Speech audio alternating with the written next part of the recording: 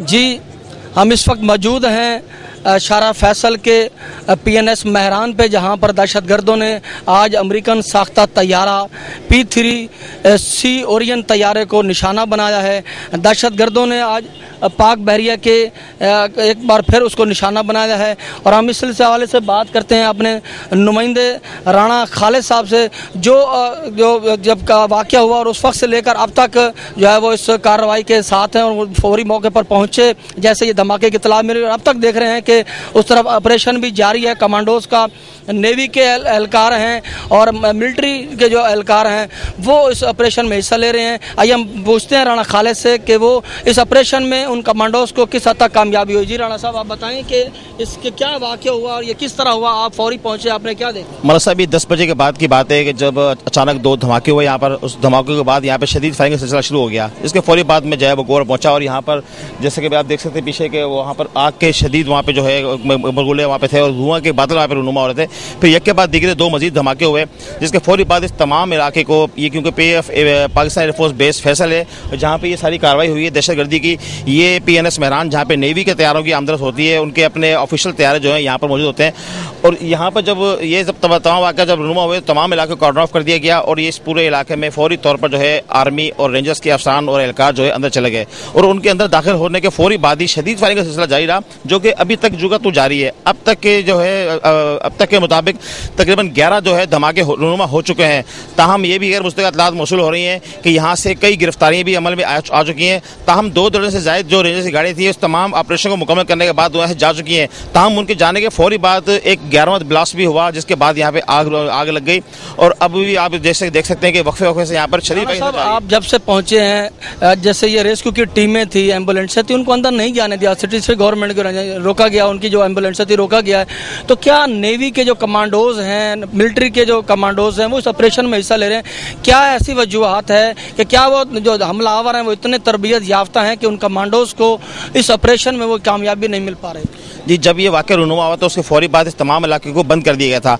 जबकि यहाँ पे जो रज़ाकारों की जो टीमें यहाँ पर पहुंची हैं उनको अंदर नहीं जाने दिया। इस हवाले से हमारी अस्करी ज़राए से बात हुई तो उनका ये कहना था कि सिक्योरिटी के हवाले से इस तमाम इलाके को बंद कर दिया गया है और मीडिया को भी इसलिए अंदर नहीं छोड़ा जा रहा है कि अंदर ऑपरेशन जारी है और अंदर दहशतगर्द मौजूद हैं। जबकि गैर मुस्तकिल इत्तलात के मुताबिक अंदर दहशतगर्दों की तादाद जो है वो 2 दर्जन के करीब बताई जा रही है। ताहम जिनमें से कई की जो है गिरफ्तारी भी अमल में आ चुकी है। जैसे कि आप देख सकते हैं इस वाक़े के फौरी बाद इस PNS महरान के जो इसका जो बेस का इलाका था उसकी जो लाइन थी, उसकी जो बिजली थी, उसको कट ओवर कर दिया गया। और अब भी जो है ना यहाँ पर ये तमाम जो है पूरे इलाके में फायरिंग का सिलसिला जारी है। जैसे कि आप देख सकते हैं कि पीछे ये PNS महरान का एक कंट्रोल टावर बना हुआ है जिसकी लाइट बंद है और ये भी खदशा जाहिर किया जा रहा है कि वो दहशतगर्द हैं, वो मोर्चा बंद है अंदर और जो कि वक्फे से जो है वो शदीद मुजामत कर रहे हैं। सब आप सिविल एविएशन की रिपोर्टिंग करते रहते हैं अरसे से, आप जो है वो PMA म्यूजियम में भी आए हैं, कई बार आपने रिपोर्टिंग की है, कई इवेंट पर आए हैं। क्या इतना बड़ा हसास ये पॉइंट है, हसास इलाका है, हसास इदारों के अंदर दफातर हैं, ये जहाज हैं, जो है वो एयरक्राफ्ट तैयारे यहाँ पे खड़े हुई है, अमरीकी साख्ता तैयारा, किस तरह से क्या इसको एजेंसियों की नाकामी करार दे सकते हैं या क्या इतनी बड़ी थ्रेट से इतना बड़ी आज कार्रवाई हो गई है, ये किसकी नाकामी है और दहशतगर्द जो है वो इसको किस तरह कामयाब हुआ निशाना? मलिक साहब, जैसे कि आपको पता होगा कि इससे पहले भी नेवी की जो है बसों पर एक के बाद दिखे 2 दफ़ा हमले हुए, उसके बाद तो इस तमाम इलाके को बंद कर दिया जाना चाहिए था। ताहम ऐसा नहीं किया गया क्योंकि यहाँ जो PF का जो म्यूजियम है वहाँ पर जो है मॉडल तैयार जो है पुराने मॉडल ज़माने के, वो जो जंगों में इस्तेमाल होते थे उनको यहाँ रखा गया है और वो जो जगह है आम पब्लिक के लिए खोल दी गई है और वहाँ पर सिक्योरिटी बिल्कुल मौजूद नहीं है। और खदशा ये भी जाहिर किया जा रहा है कि जो दहशतगर्द हैं इनका जो दाखिली रास्ता है वो PF म्यूजियम की तरफ से ये, क्योंकि वहाँ पे 2 सिर्फ गार्ड्स वहाँ पे मौजूद होते हैं और वहाँ पे जो है दर्जनों की तादाद में गाड़ियाँ मौजूद होती हैं, जबकि पैसा कमाने के लिए वहाँ पर जो है शादियों के इवेंट और दीगर तकरीबात भी यहाँ पर रखी जाती हैं, जहाँ पर आम लोगों का जो है आमदरफ्त यहाँ पे जो जारी रहती है और रात देर तक वो सिलसिला जारी रहता है। जैसे कि आप यहाँ पे कई दफ़ा आए किसी जो यहाँ पे जो तकरीबात होती हैं दीगर, वहाँ पर जो रात देर तक वो जारी रहती हैं, यहाँ पे फंक्शंस होते हैं। तो ताहम यहाँ पे सिक्योरिटी जो है वो इतनी कोई खातिर ख्वाह नहीं की गई थी जिसके ऊपर अमल दरामद किया जा सकता। ये हमारे सिक्योरिटी इदारों की सिर्फ सब ये तमाम नाअहली है और ये उनके ऊपर कई सवाल निशान बन चुके हैं कि इतने हसास तरीन एरिया के अंदर 18 से जायद जो दहशतगर्द अंदर कैसे दाखिल हो गए और वो अभी तक स्टिल मोर्चा बंद है और वो ये हमारे जो सिक्योरिटी एजेंसीज हैं उनके साथ मुकाबला उनका जारी है और अभी भी फायरिंग की आवाज़ें जैसे कि आपको पता है आ रही हैं। क्या इतलात हैं कि ये ऑपरेशन जो कमांडोज का ऑपरेशन दहशतगर्दों के खिलाफ जो हो रहा है ये किस वक्त तक जो है वो मुकम्मल हो सकेगा? इसका टाइम फ्रेम तो नहीं दिया गया मगर ताहम भी अंदर पाकिस्तान आर्मी और रेंजर्स के अफसरान और जवान मौजूद हैं। इवन कि पुलिस को भी अंदर जाने नहीं दिया गया है। अभी इससे पहले यहाँ पर जो हमारे इस टाउन के जो एसपी थे उनसे मेरी बात हुई तो उन्होंने कहा कि जी हमें अभी तक अंदर नहीं छोड़ा गया है, हमें अगर यहाँ से क्लियरेंस मिलेगी तो हम अंदर जाएंगे तो भी तफ्तीश करेंगे। और यहाँ के जो SHO हैं शाफिल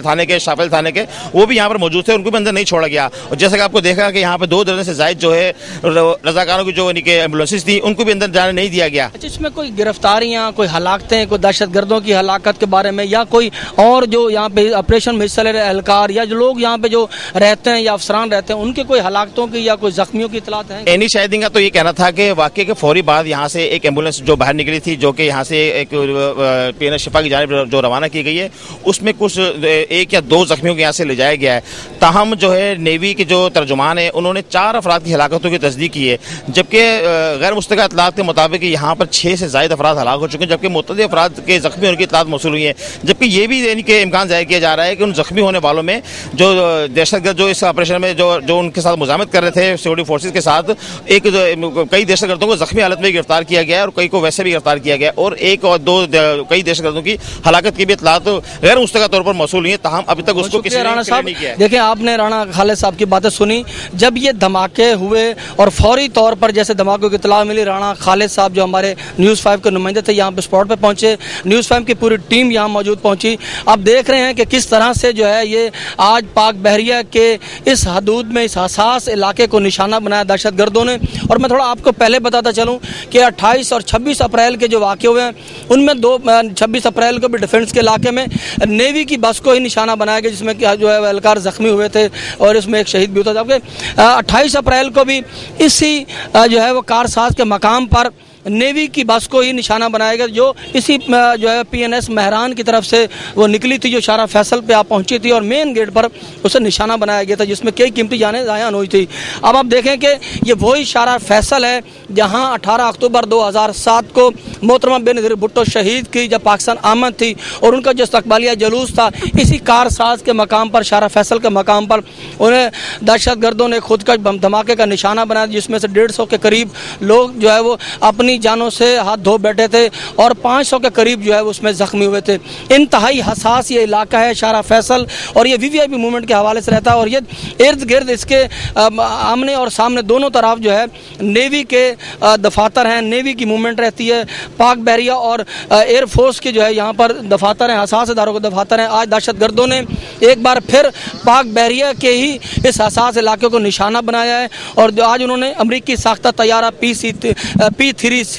ओरियन तैयारा था जिसे आज निशाना बनाया। अंधाधुंध फायरिंग का सिलसिला अब भी जारी है, ऑपरेशन कमांडोज की जानिब से जारी है। जो नेवल और पाक आर्मी के कमांडोज इस ऑपरेशन में हिस्सा ले रहे हैं, बड़ी तादाद में एहलकार हिस्सा ले रहे हैं। तो हम अभी तक जो है वो दहशतगर्दों को जो है वो गिरफ्तार करने में या ऑपरेशन के मुकम्मल करने के हवाले से कोई टाइम फ्रेम नहीं दिया गया।